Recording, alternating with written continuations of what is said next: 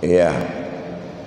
Jadi hibah yang selalu apakah orang tuanya secara niat dan tujuan sebagai hilah agar hartanya tidak diambil oleh yang bukan anaknya, atau karena apa?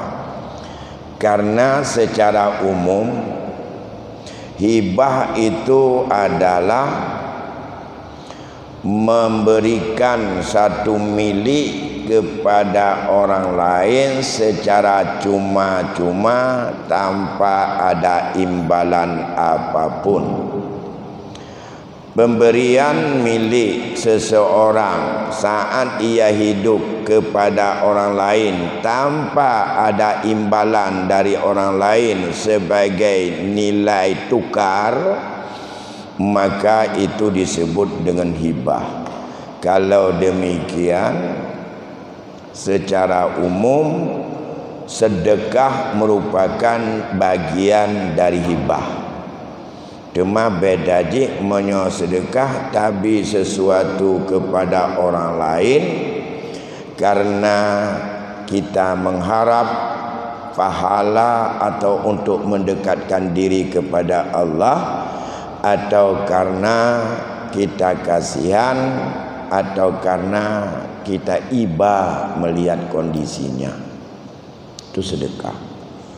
Kalau pemberian yang kita berikan kepada orang lain tanpa ada imbalan karena memuliakan, karena menghormati, karena menyanjungnya, itu disebut dengan hadiah. Kalau pemberian secara cuma-cuma kepada orang lain tapi ditaklikkan atau dihubungkan peralihannya, pengambilannya dengan mati, gekun orang nyojok tapi cok oleh mati lun.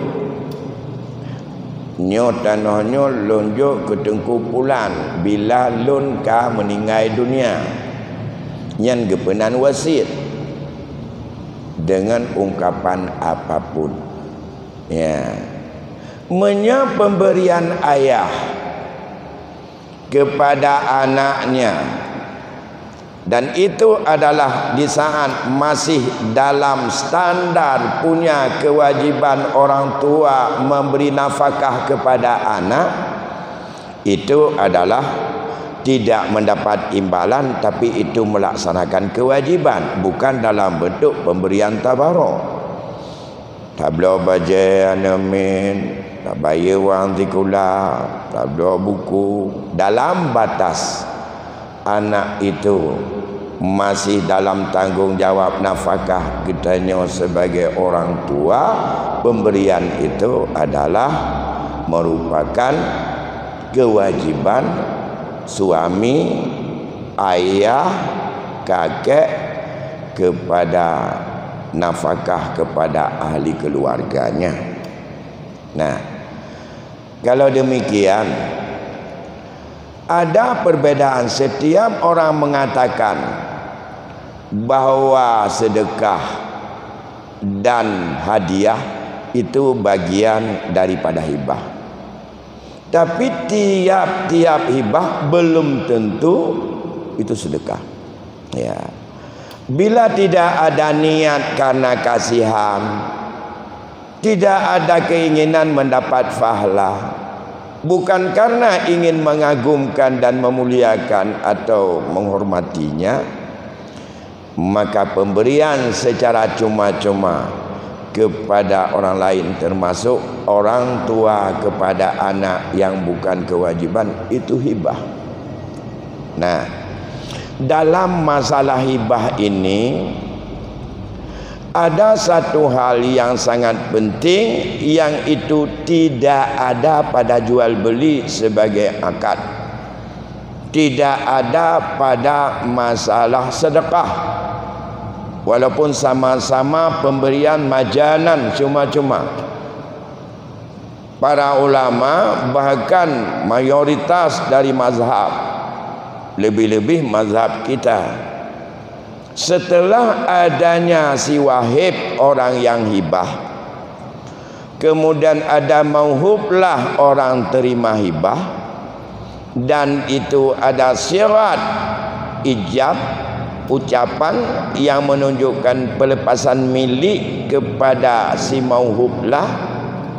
Ada barang mauhub, barang yang dihibah, maka hibah itu baru terlaksana, baru terakad. Antara kita ambil aja dalam skop antara ayah dengan anak atau ibu dengan anak, karena ini yang problem. Punya hibah orang lain tajuk-tajuk nyurano ya, maka dituntut ada satu syarat untuk baru ada nilai tamlik berpindah, saat si wahib masih hidup dan mauhub masih ada saat itu. Juga bahawa mauhublah masih ada, disyarat ada serah terima atau kabat ya, benar serah terima. Ini didasarkan oleh para ulama, dalilnya pada satu kejadian Rasulullah sallallahu alaihi wasallam setelah beristeri dengan Ummi Salamah. Saat itu beliau mengutus sahabat untuk menyerahkan hadiahnya atau hibahnya kepada seorang Najasi yang ada di sebuah tempat yang agak ke dusun.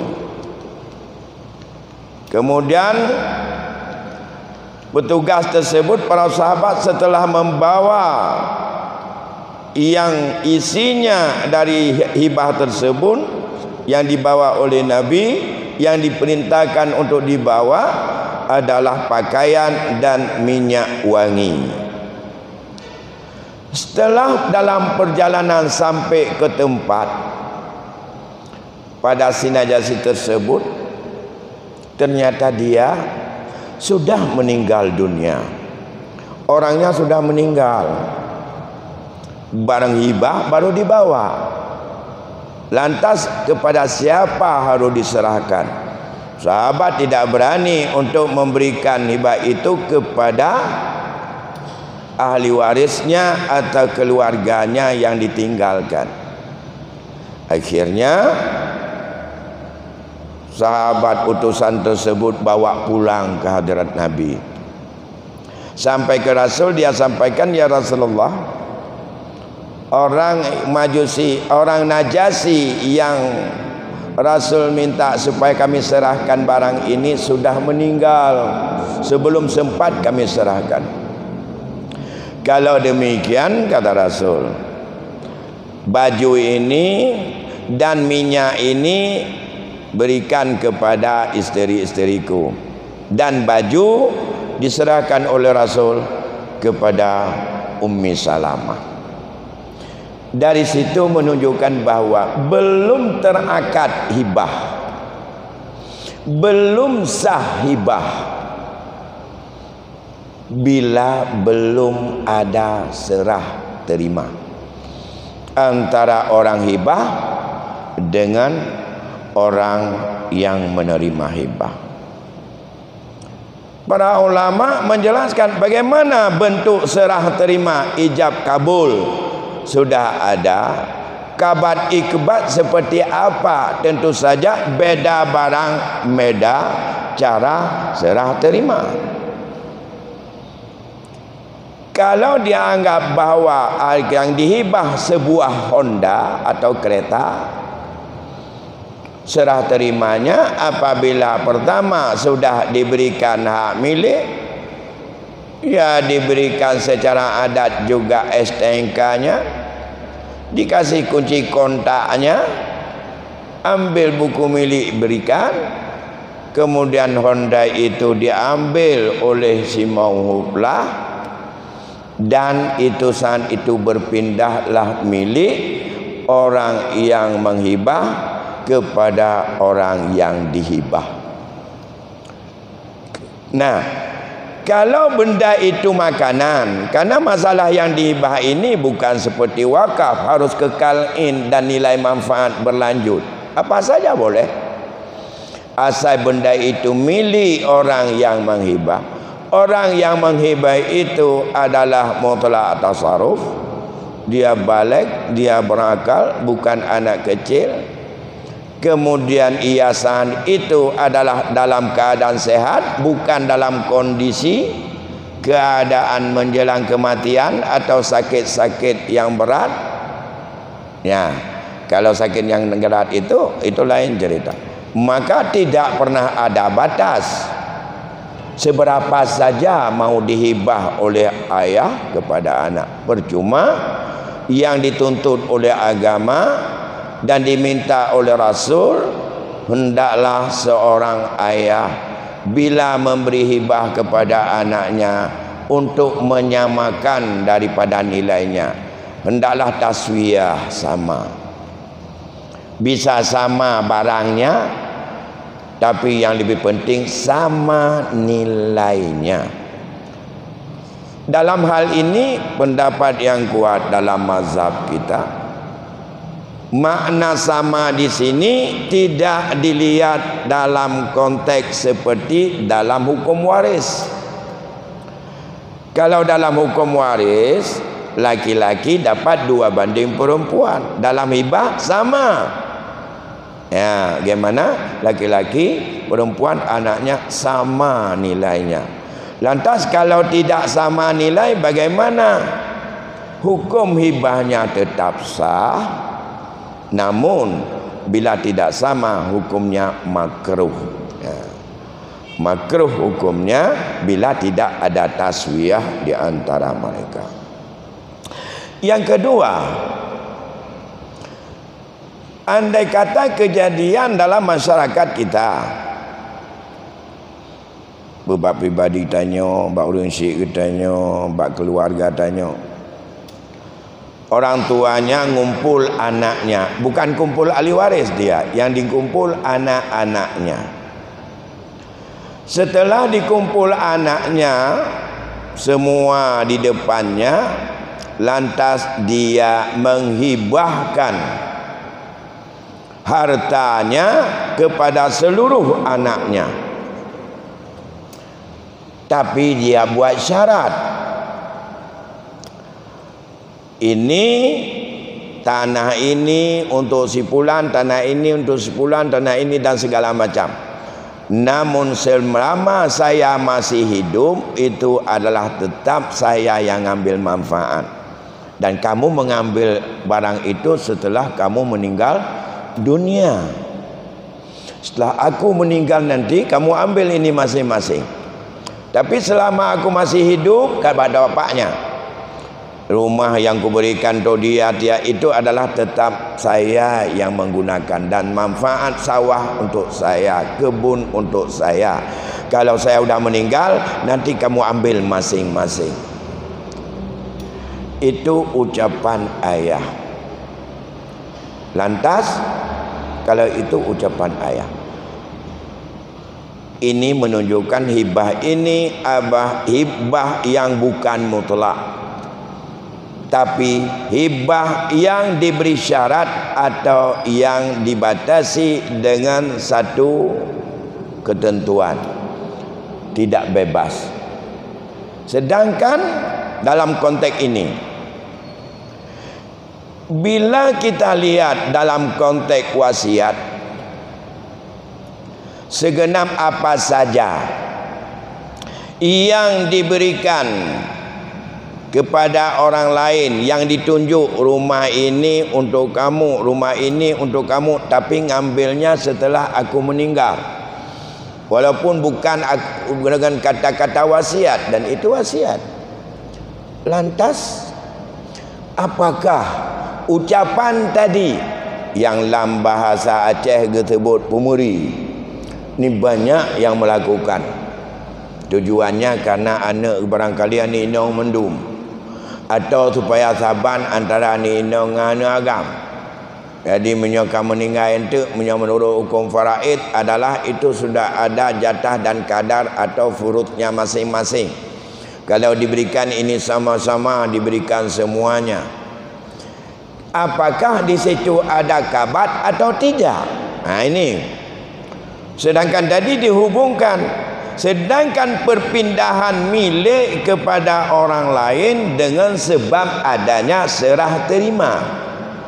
Kejadian yang dilakukan oleh seorang ayah kepada anaknya dengan menyebutkan dan ini sebelum aku meninggal tetap aku pakai adalah merupakan tidak melepaskan hak kewenangan kepada anaknya untuk menggunakan harta itu sebebas-bebasnya sampai dengan harus menunggu meninggal orang tua.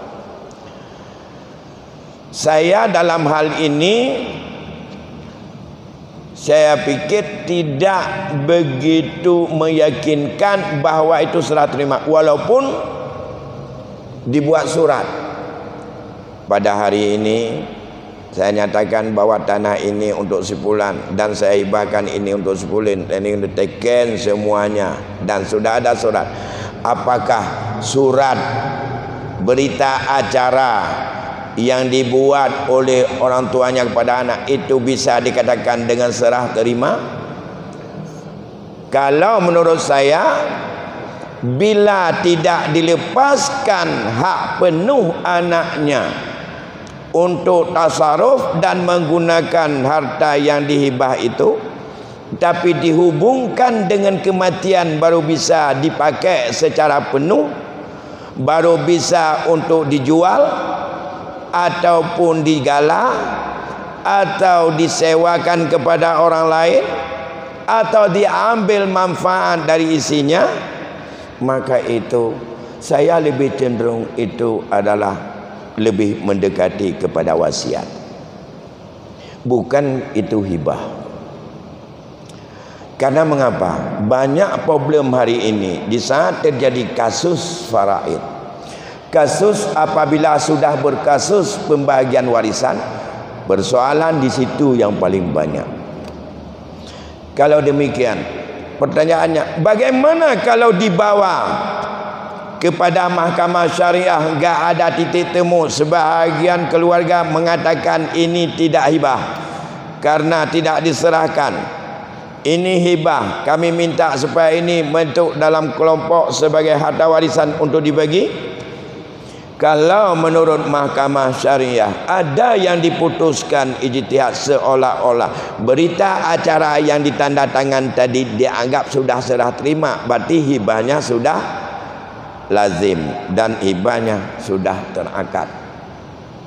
Tapi saya tidak yakin, karena berita acara itu, surat berita acara, apakah dalam pandangan kita secara makruf buat surat itu serah terima? Kalau sudah serah terima, mengapa pemilik yang berpindah anaknya tidak boleh menggunakan, tapi harus untuk digunakan oleh orang tuanya? Dan ini problem. Oleh karena demikian, bagaimana solusi yang paling tepat? Menurut saya kembali kepada iman kita masing-masing. Di saat berhadapan demikian, menurut saya, da' ma yaribuk ila ma la yaribuk. Tinggalkan yang meragukan, ambil kepada yang meyakinkan, yang tidak ragu. Bagaimana cara tinggalkan? Hibah seperti itu tidak boleh terjadi. Kita yang hidup ini jangan seperti itu hibah. Hibah yang seperti itu rata-rata karena ingin menghadang ahli waris, lebih-lebih bagi orang yang tidak ada anak atau cucu yang laki, menghadang saudara, abang, paman, siapa saja yang dalam istilah kita disebut wali, supaya jangan diambil wali. Dibacanya nyuruh rumah bina hartanya berekana komandung. Berarti ada niat yang tidak sehat dalam hati. Ya, nyan tujuan ibahnya ecek-ecek, uaknya ecek-ecek, tapi adanya sebenarnya dia mantelon untuk hanya coleh wali kalau ku ibah kah mandung. Niat barangkali adalah yang tahu hanya kita. Tapi kalau kita tidak dalam hukum bercerai dengan isteri, kalau seorang suami saat sakit lantas ia ceraikan isteri dengan niat supaya hirman dari pusaka, hukum menceraikannya itu haram. Tujuan geceri urino ngat beg gecok pusaka nyo karap mati tu. Dan nyo kamari tu takit-takit. Menyo-menang kita lihat jo rumah tak lihat lai jo. Tujuan ke pu ngan beg gecok le urino nyan pusaka ganyan. Nah, nyan kibat nyan adalah hukum jih kana niat supaya terhijabnya si isteri dan tidak mendapat pusaka si isteri dengan sebab sudah bercerai, maka ditalak. Talak yang lagi haram. Nyon ni dikatanya kon tanah talak pun tak talak dengan wali. Na abang, na adik kandung, na kakak, tapi na anak tu yang inang. Supaya baik itu mengkawannya. Saya lebih cenderung ini adalah merupakan salah satu perbuatan yang karena tidak ikhlas, bukan karena ingin menghidupkan anak kita, tapi karena ada rasa benci. Padahal prinsip hibah dan hadiah untuk mempererat ukhuwah dan mahabbah. Rasul memerintahkan tahadu wa tahabbu, saling memberikan hadiah atau berhibah, tahabbu, supaya kalian semakin erat dalam rangka untuk saling mencintai. Tapi kalau gara-gara hibah itu bukan untuk saling mencintai, bahkan retak dalam hubungan silaturahmi antara keluarga, itu adalah tujuan dari hibah itu tidak tercapai.